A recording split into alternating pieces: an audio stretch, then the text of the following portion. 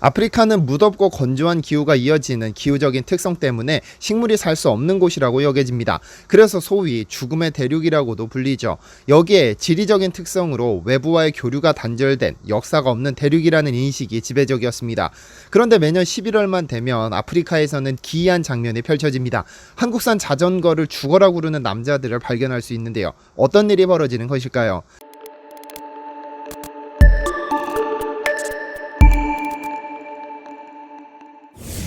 안녕하세요, 디스멘터리입니다.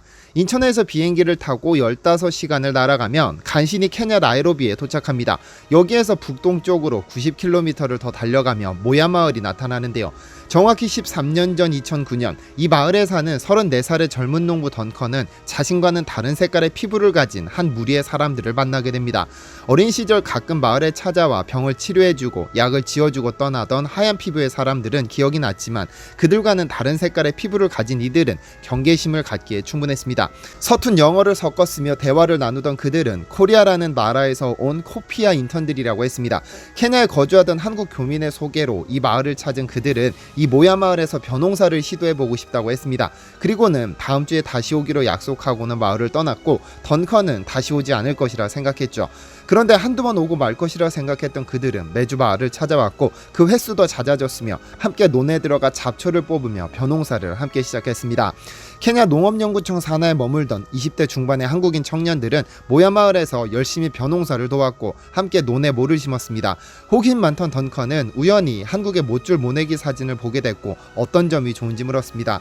당시 해외 농업기술개발사업 케냐센터 소장으로 있던 정일병 박사는 던컨을 앉혀놓고 자세히 설명해주기 시작했습니다. 일정한 간격으로 모를 심으면 토양의 영양분이 벼 포기마다 골고루 돌아가 병충해에 강한 튼튼한 벼를 키울 수 있으며 포기마다 알곡이 잘 여물어 더 많은 알곡을 거둘 수 있다고 설명했습니다.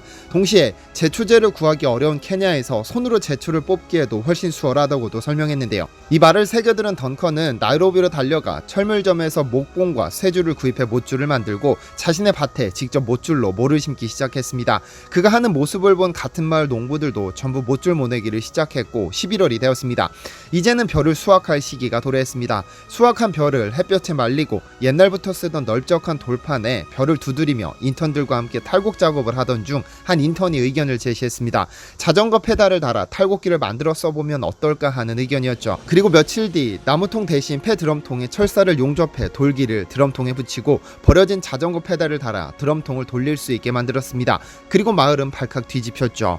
생전 처음 본 탈곡기로 시원시원하게 털리는 쌀을 본 마을 사람들은 연신 원더풀 땡큐 코리아를 외쳤습니다. 남자들은 너도 나도 자전거 페달을 밟고 싶어 했고 자기 차례가 오면 신나게 페달을 밟았습니다. 이제까지 우리가 왜 돌에다가 벼를 때렸는지 모르겠다면서 힘든 줄도 모르고 벼를 털었습니다. 이 탈곡기 덕분에 평균 3-4일 걸리던 탈곡 시간은 4시간으로 단축됐고 여러 번의 개량 끝에 언론에도 소개됐습니다. 코피아 탈곡기라는 이름으로 케냐 언론에서는 한국이 준 선물이라며 극찬을 받았죠. 사실 한국과 케냐는 아주 오래전부터 농업 분야의 협력을 이어왔습니다. 협력이라기보다는 한국이 케냐의 농업 기술을 이전해 준 것에 가깝죠. 위에서 벼농사를 획기적으로 개선했던 코피아는 해외 개발도상국에 한국의 선진 농업 기술을 전수해 주는 것을 목적으로 합니다. 그리고 이 덕분에 케냐에서는 농가 소득 증대, 미래 영농 인력 양성, 빈곤 해결이라는 3마리 토끼를 한 번에 잡으며 케냐의 농업 발전에 기여하고 있다고 알려져 있습니다. 전 세계에 걸친 빈곤은 빠르게 퇴치되었지만 사하라 사막 이남 국가들은 여전히 빈곤과 싸우고 있습니다. 케냐 역시도 빈곤과 힘겹게 싸우는 국가였지만 이제는 더 이상 빈곤과 싸우지 않아도 됩니다. 한국이 선진 농업 기술을 전수함으로써 식량 사정이 빠르게 좋아지고 있기 때문인데요. 케냐에서는 농업 인구의 85%가 닭을 기르고 80만 농가가 12만 헥타르에 이르는 감자를 재배하는 등 양계와 감자는 케냐 농가의 주요 소득원입니다. 그러나 대부분의 농가에서는 우량 사육종과 씨감자를 구매할 능력이 없어 생산성이 낮은 것이 문제였습니다.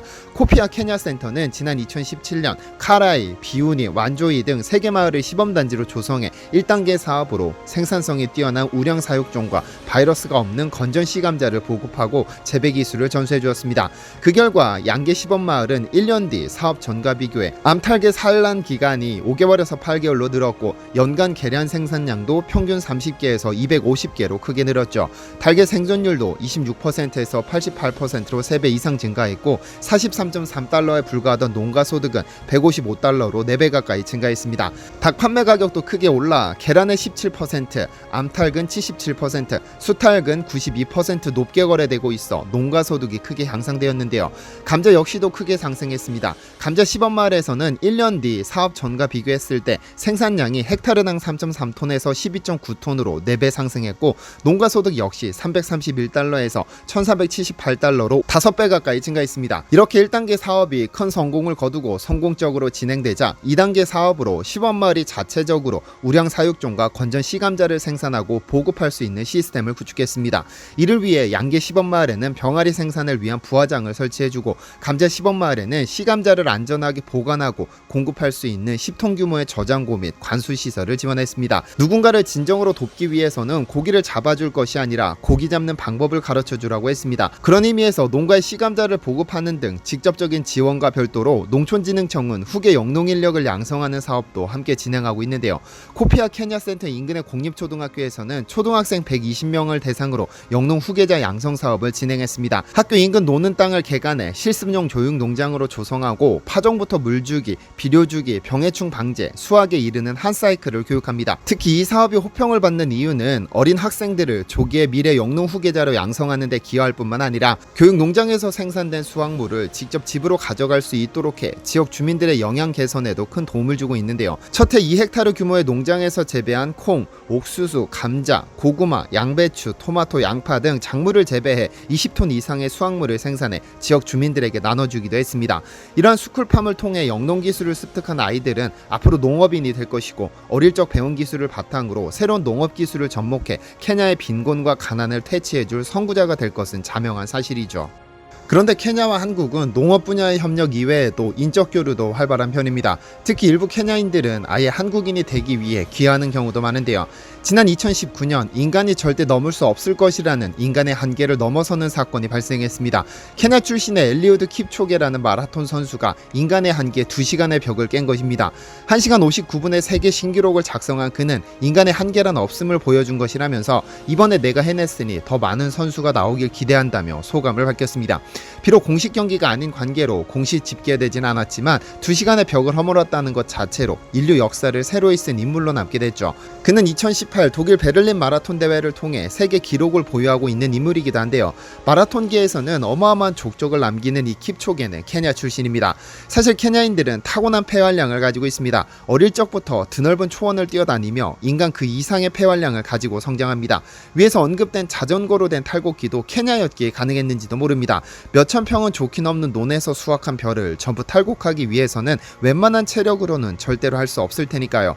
그럼에도 케냐인들은 지칠 줄 모르고 신나게 자전거를 구르며 쌀을 수확해냈죠. 어쨌든 타고난 폐활량을 자랑하는 케냐는 장거리 종목에서 특히 두각을 나타내고 있는데요.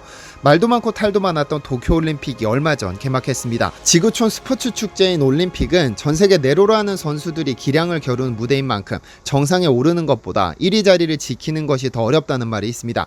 그런데 유독 특정 국가가 30년 넘는 시간 동안 올림픽 금메달을 독식하는 종목들이 있습니다. 대표적으로 장거리 육상 경기에서 케냐가 그런 국가죠. 1984년 LA 올림픽 장애물 경기를 시작으로 2017년 리우 대회까지 무려 9회 대회 연속 금메달을 가져갔습니다.